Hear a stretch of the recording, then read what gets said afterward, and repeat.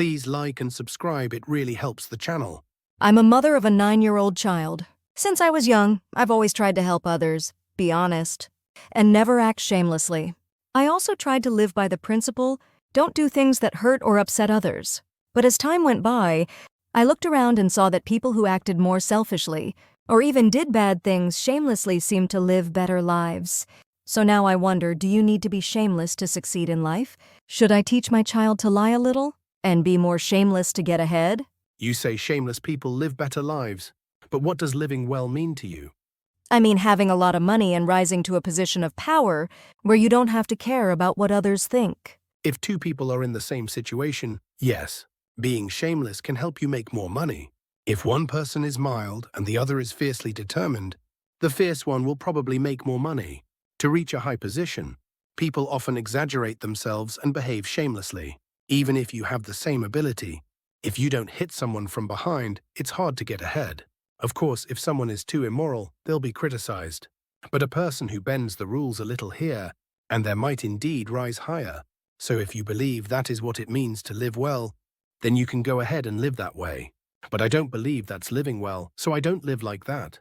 If you also think that's what it means to live well, then you could try to live that way too.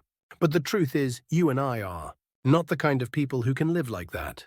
And if something is not possible for you, what's the point of envying it? If you keep thinking, I could live like that if I really wanted to, but I'm choosing not to, then you'll just end up angry. But in reality, even if you went back 10 years, you still wouldn't be able to act that way. So why envy something you can't do? In that case, wouldn't it be better to change the way you think? Change the belief that being shameless equals living well.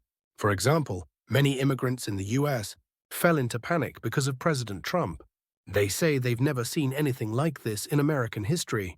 He's completely out of control. Many people are deeply anxious, and I get a lot of requests to give Dharma talks in the US these days, but I don't feel that way. They may think like that from their point of view, but from another perspective, it may look different.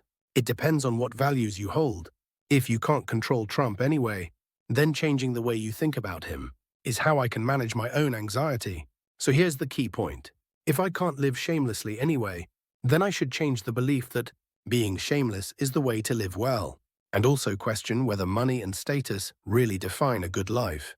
If you change those thoughts, you won't feel conflicted anymore, and you won't feel angry inside. Your likes and subscriptions greatly support the making of these videos.